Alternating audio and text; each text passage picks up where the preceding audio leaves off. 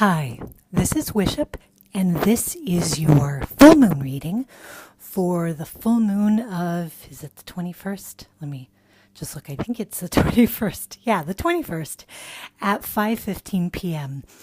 And this full moon is at 1 degree Sagittarius, so just barely in Sagittarius, which means some of that Scorpio energy might be a little bit sticky to it. Also, on the other axis, the sun is in Gemini by 1 degree, just barely there. And we know Gemini likes twos, right? So it's not even going to be 2 degrees of Gemini. So Gemini is not going to be fully liberated and lit up either yet. So that Taurian energy is going to be sticking a little bit. So I think what's happening at this full moon is this pulling feeling of pulling free. I've been very interested, along with some friends of mine, at how many things there are still left to get rid of. I keep hearing the calls in readings and this kind of thing to release. And I go, haven't I released everything? And then something comes to my attention, sometimes in a surprising way. Oh, wait, I have more. There's something else that I wasn't thinking about.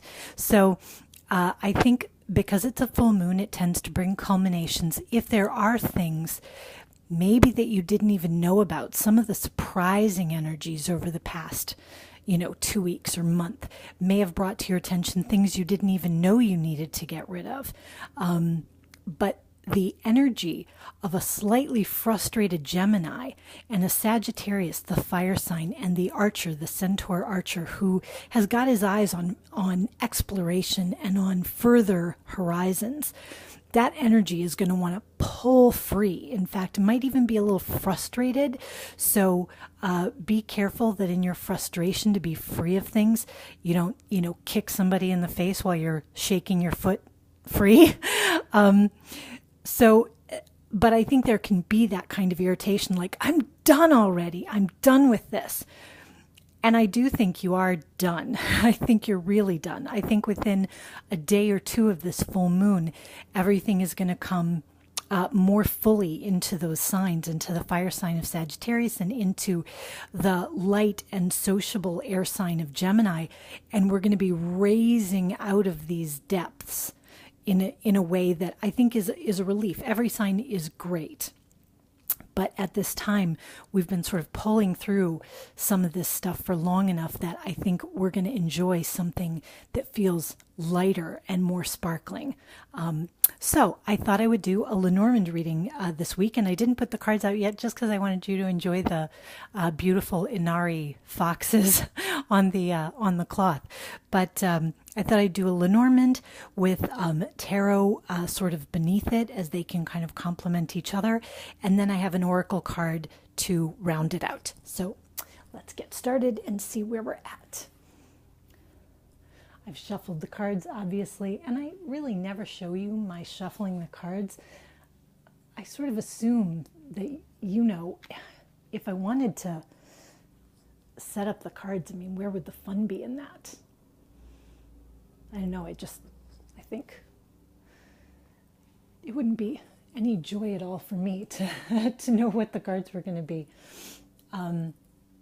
Because I find they so often have smarter messages than I would ever come up with myself, and I would miss what I came for if I tried to somehow set up, certain outcomes. Anyway, so here we go with these tarot cards below. You can see I'll have to move this just a little bit more. Okay. There we go. And I'll just keep straightening as I go. All right. So let's start with the Lenormand cards, because I think those are very practical and tell us a lot about the nuts and bolts of the week. Oh, here we go. Mountain in the past position. Sun in the present. Tower in the future. Okay. All right. Well, this to me is very much in keeping with the energy. Mountain is that obstacle that we've been trying to get past. And we're seeing the sunshine right now. We're seeing it. And there may be a little frustration, like, I'm so ready to be done with this. And what's funny is what we have here is another tall, not necessarily an obstacle, but we have another summit here, right? Here's the summit of the mountain, and here's the summit of the tower. And in some ways they're analogous, but they're different, right? The mountain is this obstacle put in by, we might think by nature, or it's out of our control. We can't do anything about it, and we've just been trying to get through it. The sun is our card of good luck and of optimism, and of success. The tower is a summit that you choose to climb, if that makes any sense. It can represent, sometimes people think of it as a position, alone at the top. So it could be, it's a promotion that you're going for, or some elevated position. It's not going to be out of your control. It's going to be something voluntary. You can control the elevator, if that makes any sense. The idea too of tower can be a corporation. It can be an institution.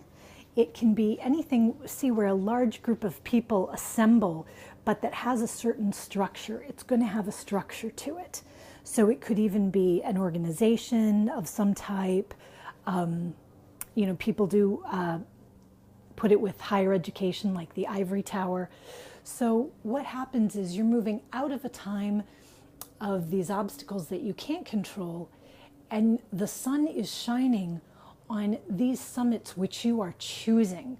And Sagittarius is great for that because it chooses things philosophically. It's great for education. So this certainly could be a summit that you need some training to be able to get to, or you need further education, or it could be a summit that reflects education itself. But this is something where the sun is shining on your endeavors. So we really have the contrast between the things that you have just had to struggle through, to get over, to burrow through, to just do the long, hard slog. And then we have the option of the things that you are now choosing in contrast. This is the climb you want to make. This is the climb you're excited about making. This isn't sitting in your path of the things you want. This is the thing you want. This is a destination that you're trying to get to. So in this case, I really think this represents a move away from these unavoidable delays and difficulties that so many people have been slogging through, and a move towards your choice. And of course, Sagittarius is about travel. It's about philosophy. It's about higher education. It's about high thinking. It can be about humanitarianism. So maybe there's an organization you're joining that has something to do with that. And it's something where you're really dedicating your energy, not because you have to, not because it's like the mountain plunked down into your path, but because you really want to, because it seems worthy to you. These are things that you think are worthwhile, and you're trading the thing that you can't avoid for the thing that you're choosing, which is really worthwhile. And that's very much been a theme over the past month. So let's see what the tarot cards have to say about that too. The Empress, 3 of Wands, 9 of Cups, I love it. Okay, so the Empress is tied to the mountain here. And we see the Empress as a very positive card. The mountain can also be a positive card, but it really represents these very earthy qualities. Venus is often the card of, love and money. And there can have been a real focus on those things to the extent that you feel weighed down by it. Venus is also a very sociable sign, or a very sociable energy related to people and relationships close to you. And of course, we're pulling out of the Taurus energy, which is ruled by Venus, these things nearest and dearest to us. Some of those may have been the nature of your obstacle. You are trying to move forward, make some new choice, but the people who are nearest and dearest to you have created opposition to that that's been tough for you to work your way through. It can also be because she's abundance, there's a feeling of safety. Like, what's safer than a mountain? Oh, it's not going to move. It's going to be so safe.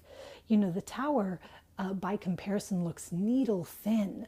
It's, you know, it's not like Mount Everest. It doesn't have that same kind of lasting power. Organizations change. Bosses come in and out. You know, things can happen. It seems riskier in some ways than the mountain. But the Three of Wands has you making this choice, clearly making this choice, and saying, I am going to cast my bread out onto the waters and see where it gets me. I believe I can succeed. The Three of Wands is very much a ship coming in card, as many people know, and it's wands, it's fire energy, it's that Sagittarian optimism exemplified by the sun. And then we finish with the Nine of Cups, the wish card, which is great. And it sort of says, you are going to have the abundance that you want. And most importantly, while maybe the material abundance is what you're worried about, the emotional satisfaction is going to be great. You are going to get the emotional satisfaction. And I think that the abundance can follow too. There's no reason with the Sun card on your side that abundance in every form cannot be yours. But the wish card really says go for that emotional satisfaction of the summit that you really want to climb, the one that you choose, not the one plunked in front of you. And especially because mountains are old, right? It's tradition. It's something that's been there. We've always done it this way. So something plunked in your path that seems like it's been around so long, I'm not going to change the mountain, right? The tower is something you can work on. The tower is something you can have an impact on. So I think this is really moving you out of situations that feel implacable and into situations that feel dynamic for you and that feel worthwhile for you, and that there's going to be a great amount of emotional satisfaction tied to that. I don't want to blow sunshine up your, up your bloomers, but that's kind of what's here. So there we go. Let's get the Vintage Wisdom Oracle for a final oracle card to round out the message. And we get purity. I like it. So the way I see purity here, look, she's sort of in white and she's got veils and this beautiful flowers. And we think of the fire as being a purifying energy, that it tempers things. And temperance is the card tied with Sagittarius. So as we temper metals, we put them in the fire so that the impurities are burned away. And you may feel a little bit like you've been put through the fire and beaten on the anvil, but this purity is actually where you are now. You are a different, sharper tool than you were. And you are now ready for all this. And in fact, it doesn't even matter that you're ready for it. You've chosen it. The choice has happened.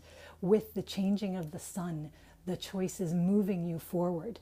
And I think the purity has to do a lot with forgiving yourself any problems in the past that you may feel are keeping you from feeling worthy. So let me look this up real quick. Purity.